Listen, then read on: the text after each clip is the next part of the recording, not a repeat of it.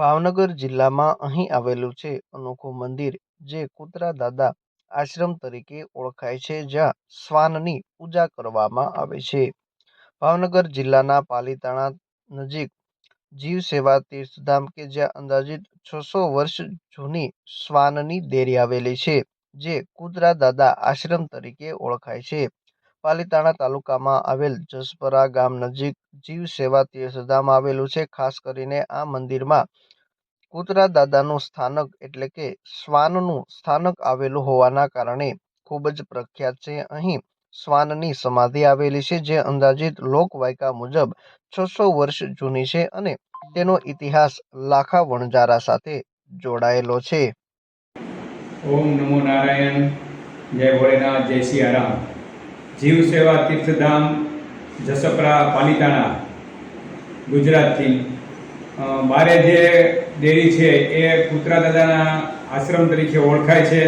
વર્ષો જૂની સમાધિ છે.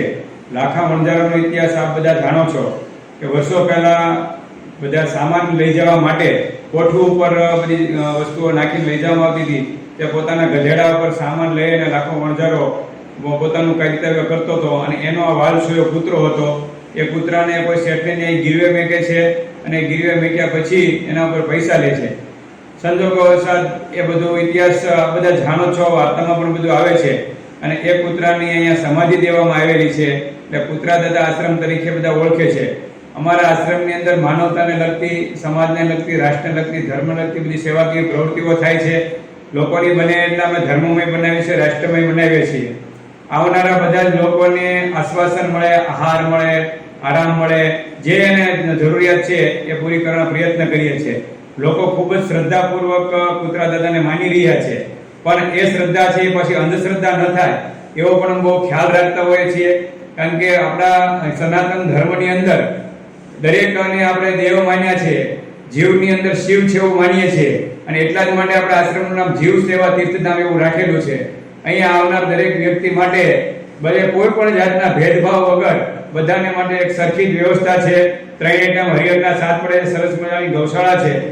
મહંતના જણાવ્યા મુજબ લાખો વણજારો માલ સામાનની હેરફેરનું કામ કરતો હતો અને તેની પાસે પૈસા ખૂટી જતા તેઓએ શેઠ પાસે જઈ અને પૈસા લઈ પોતાના શ્વાનને શેઠ પાસે ગીરવી મૂક્યો હતો. એક દિવસ શેઠના ઘરે ચોરી થઈ ગઈ હતી અને તે સમયે શ્વાને ચોરોને પકડવામાં શેઠની મદદ કરી હતી, જેનાથી ખુશ થઈ ચિઠ્ઠીમાં આ બધી વાત લખીને શ્વાનને તેના માલિક લાખા વણજારા પાસે શેઠે મોકલ્યો હતો. સામેથી લાખો વણજારો પણ અહીં શેઠને પૈસા દેવા માટે નીકળ્યો હતો. જે દરમિયાન રસ્તામાં તેનો શ્વાન મળી જતા લાખાને થયું કે આ શ્વાન ભાગીને આવ્યો છે, એટલે કૂતરા સામે મોઢું લાખાએ ફેરવી દીધા બાદ જીવ આપી દીધો હોવાની લોક વાયકા રહેલી છે. ત્યારબાદ કૂતરાની સમાધિ અહીં કૂતરાએ જીવ આપી દીધો હોવાના કારણે બનાવવામાં આવી છે.